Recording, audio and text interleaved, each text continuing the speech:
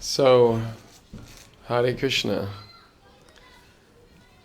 Srila Prabhupada came into my life rather early, shortly after I joined the temple, actually 1 month later. He came to the New York temple where I joined, and I had the most enlivening experience of his hearing him speak, and also, of course, reading his books. I became convinced of the process. So, Srila Prabhupada once was asked by some reporter, "What miracle have you performed?" And he said, "I am not a miracle performer." He said basically he didn't perform any special yogic miracle like that, but he said, "I have created the greatest miracle by taking thousands of young people, literally like 10,000, and transformed them so that they gave up these four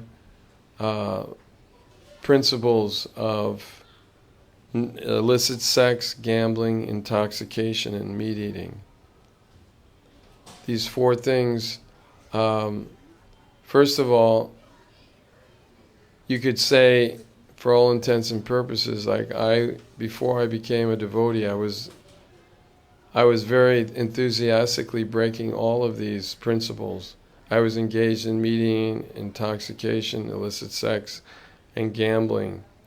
And the association of Srila Prabhupada gave me a higher taste. And it's only by that higher taste that I've been able to, over the 43 years since I've been a devotee, follow these four regular principles. And, of course, the chanting of the Hare Krishna mantra, because we're meant to engage in the service of the Lord. So this is very satisfying to the soul. Actually, we all have a deep hole in our soul, and that's why we're trying in so many different ways to enjoy. But trying to enjoy through the senses only brings us suffering. Why is that? Because that kind of enjoyment has a beginning and an end. And Srila Prabhupada taught us how to be perfect gentlemen, how to be perfect devotees, and how to make a great contribution to the world. By his presence, this Krishna conscious movement has expanded. When he left, there were 108 temples. Now there's close to 608 temples. Srila Prabhupada touched people's souls, not their mind or their senses, but he touched their souls. He went right to their soul.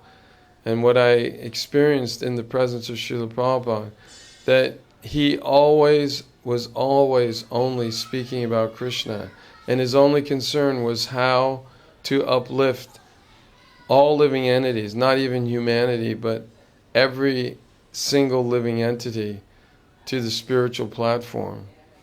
There are many, many different stories depicting Prabhupada's compassion, even for a bug, that he would ask his servant to give this bug a little bit of spiritual food just to help him. He could see the suffering that the bug was going through because he was hungry, and he gave him spiritual food. But besides that, his every activity was completely dedicated to others, to serving others. And we know when he first came here on the boat, 1965, he had 2 heart attacks. And most people at the age of 70 with 2 heart attacks would just turn around and go right back. But he stayed on through so many hardships. When he first came to New York, he didn't know whether to go right or left. He had no place to stay, and he was living in the beginning on the Bowery with all the bums. And he was living very meagerly, very humbly, and he only had full faith in the instructions of his spiritual master to spread this Hare Krishna mantra to the Western countries. And he sat for 3-4 hours, or stood up actually, chanting Hare Krishna in Tompkins Square Park, and people came and they were attracted by his purity, because he was a pure devotee of the Lord. Whatever he spoke, the song, the chanting that he spoke, it transformed people's hearts so that they became also purified. And we know that from the scriptures it explains that there will be, Lord Nityananda predicted, there will be one person from India who will cross the ocean and he'll bring the whole world back to Sridham Mayapur. And Bhaktivinoda Thakur, one of our great acharyas, said that there will be a general, Sankirtan general, who will bring all cultures to Sridham Mayapur, and all the whites and the blacks and the yellow and green, all colors, all races will come together and chant Jai Sachinandana, Jai Sachinandana, and chant the Hare Krishna mantra.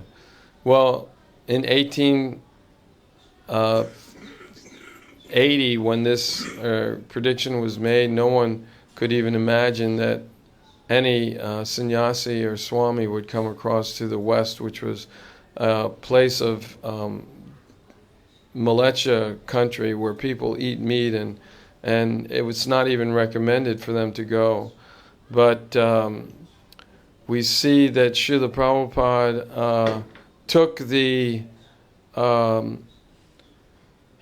risk of life, of losing his life, the risk of so much criticism from so many different directions, and he took the instruction of his spiritual master to heart, and therefore created a worldwide movement that it is said will change the course of history.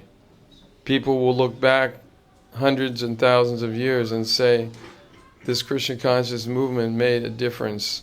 And Srila Prabhupada, if he hadn't have crossed the ocean, we would never be here.